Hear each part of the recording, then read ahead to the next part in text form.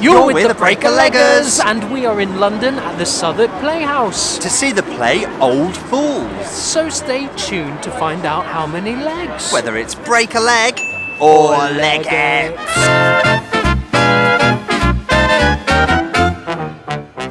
Don't forget to hit subscribe if you want to be the first to find out about all the goings on in Theatreland. We cover awards, theatre fun, drama. Regional theatre, West End theatre. Do you know what? Theatre in general. Just join our theatre community, become a legger and subscribe now. So we are seeing Old Fools. Yes, Old Fools is a one-act play written by Tristan Bernays. Now, we've seen something else by Tristan. Which is, what is it we've seen? Boudica. Oh, Boudica, Yes. Shakespeare's Globe. Yes. You can catch our review for that just up there. Yeah, it was fine, it was passable, we weren't enamoured by it, but... It got a lot of critical praise. Yeah, it did, and he's a fresh new writer. He also had the musical Teddy here at the Southwark Playhouse, which is now transferring into the vault, so he's definitely a name. On the up and up. Yeah. This piece? This piece is a story about Alzheimer's and about how that affects a relationship between two people, the couple Viv and Tom. Just two in the cast for this. Yep, and this is the press night, in fact, we're here for that.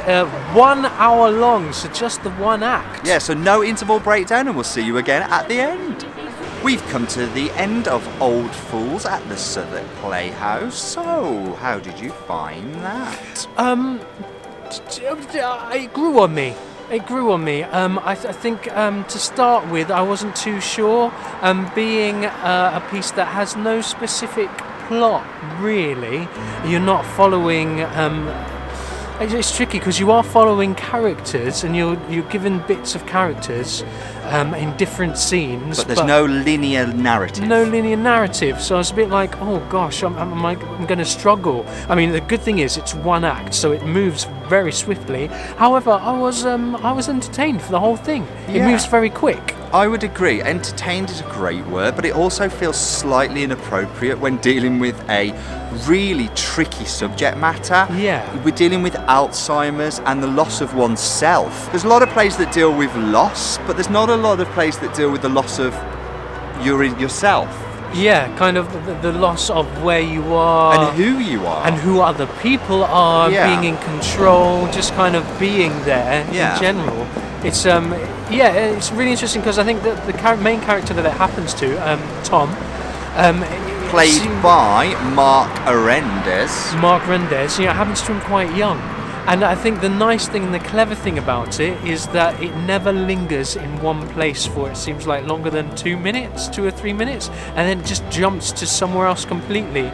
So the actors are having to jump and switch around, which does help it keep it quite fresh. Yeah, and I've got to say, those transitions between different points in their lives, you don't meet them at the beginning of their relationship, you meet them midway through their relationship, and you go back to sort of key moments and points in the evolution of their story together. But those transitions between different plot points and different timelines were really beautifully done, and they were, I've got to say, I think the strength of that is in the writing, literally taking one word and have that word, because language is quite a there are certain words and phrases and expressions that you use in many points of your life to describe different parts of your life.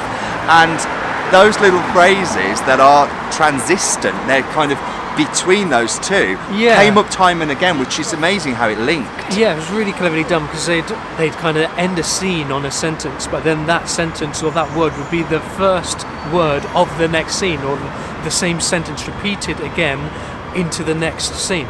So very clever in the writing, and it was just really nice and conversational, the writing. I thought the writing was very good. It was very fresh, very youthful. It had a great energy. A great energy from touching on kind of really cheeky first time meeting as a couple, going way over the female character played by Frances Gray, played the role of Viv. Frances Gray, I mean, she played 3 parts, I think it was, throughout, and her jumping between parts as well was great, just really nicely done. The space is small, so it's extremely intimate, it's done in the round, and what I found quite nice about that was that you almost got to see everybody else's reaction as well. Yes. I'm not sure what you thought. Yeah, I really, and I was looking around at some point, not through sheer sense of boredom, which has happened in the past, but more in a sense of how are people reacting to this? Because I imagine it's quite a personal thing. I think if you have been affected by the subject matter, you're going to take away from this and be affected by it in a different way than someone that hasn't. You use the word entertained, but I could imagine people using describing this piece as cathartic or even emotional, and much like Pacifist's Guide to the War on Cancer that we recently saw, catch the review up there, it's a piece that has a different meaning to the stories and lives of those who see it. Yeah, I get that a lot, especially as it touches on different themes as well, kind of potential relationship breakup, trust, where life takes you, having children, teenage angst is in there as well. It does cover a number of themes within its text, within itself. Beautifully observed by Tristan Bernays. You had a bit of an experience when we went in as well, right? Oh yeah, so this evening and next week on the gala night, they've actually got a bit of a presentation by, let me just see who this is by. Materials. I picked up a leaflet, Alzheimer's Research UK. So they've got the kind of presentation where you put on these earphones and it's a VR display, and you're walking down the street and you can look around and you're kind of in the mind of someone who is extremely disorientated. You think you're with a family member and then suddenly they're not there and you're trying to find your way. You see things that you think are familiar but you're not quite sure, and then before you know it you're lost. You see someone who you think is your family member and they're not, and you're very confused. It's basically a kind of immersive experience to kind of show you what it's like to be in the world of someone who's suffering from Alzheimer's. Very interesting, and it was very apt for this to be doing it on press night as well, to help raise that awareness. Do you think it was an experience that made you more appreciative of what the character Tom that's suffering with Alzheimer's in the piece goes through? Yeah, quite possibly. It's one of these things that you never truly know what is involved, and you hope you never will. And you hope you never will until it affects you or someone close to you. And I'm the same in terms of I haven't had that experience. I've never had to go through that, but it definitely has opened my eyes to what it is like to go through that. Yeah, I got to say as well, the thing that made the show for me, I don't know how you felt about this, was actually the lighting, the different moods of the piece, from the sheer helplessness of somebody right in the midst of Alzheimer's to the joyful playfulness of a new relationship, was really well reflected in the lighting states. And I thought in such a small and intimate space to get that right is a real craft. So I've got to give it to Peter Small. I thought he did a great job. Yeah, really nice subtle lighting, and it moved very swiftly with each scene, so we weren't confused as to, are we now in a new scene? It moved very seamlessly, very well coordinated. We've spoken a little bit about the cast, but let's home in briefly a little bit more on them. So let's go for the guy first, Tom, who was played by... Arendz. Let us know. What do you think of him? I warmed to him. I've got to say, straight off the bat, I wasn't sure.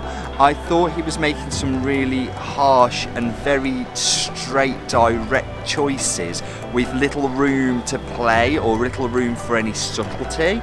But I've got to say, as the time went on and I saw him develop this character through those different states of behaviour and lifestyle, by the end of it, I was enamoured. I was won over. Okay, I liked him from the word go. He had a real cheeky charm, a real confidence, Cockiness, do you think? Cockiness, yeah, it's a good way of describing it. A real cockiness to him, really quite cheeky. In fact, that's reminded me, one downside that I found this evening is that there's a lot of humour in the text, and this audience was very much with them. It was a very giving vocal. And very vocal, and as a result, a lot of the text for me was lost after the laughs. There were times as the piece went on, they kind of gauged their audience and they realised that they needed to wait and pause for the laughter to die down before they moved on.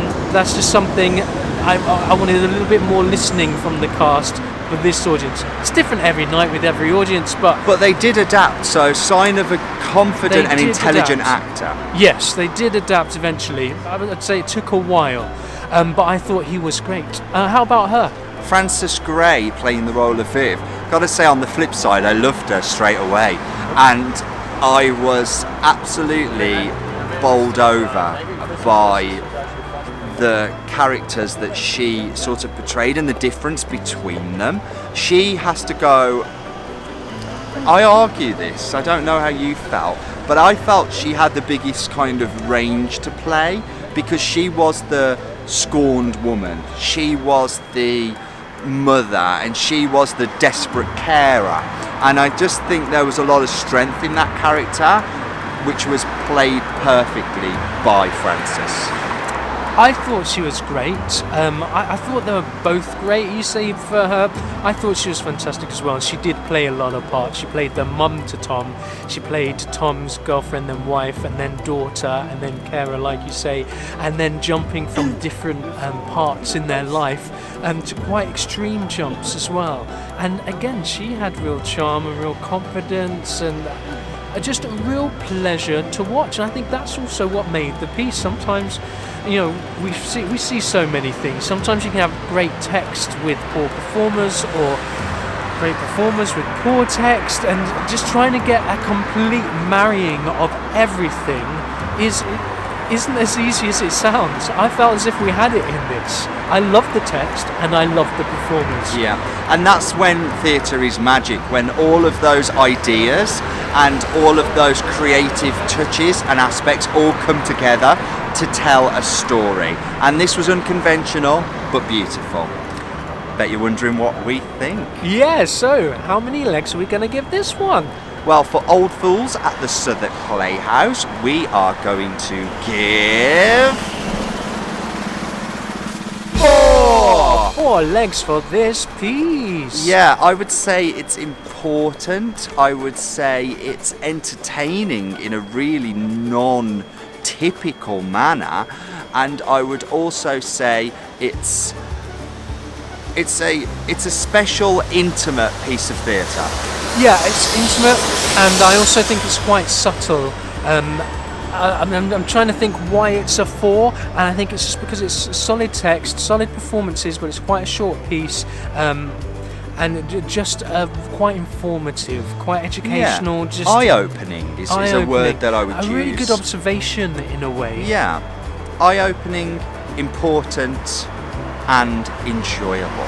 But hey, that's what we thought. Please tell us what you think. If you've seen this piece, comment below. Please come and see it for yourself here at the Southwark Playhouse. Yeah, and also anything else you've got that you're looking forward to, we'd love to hear from you. We're the Breaker Leggers, and we'll catch you again soon. Bye!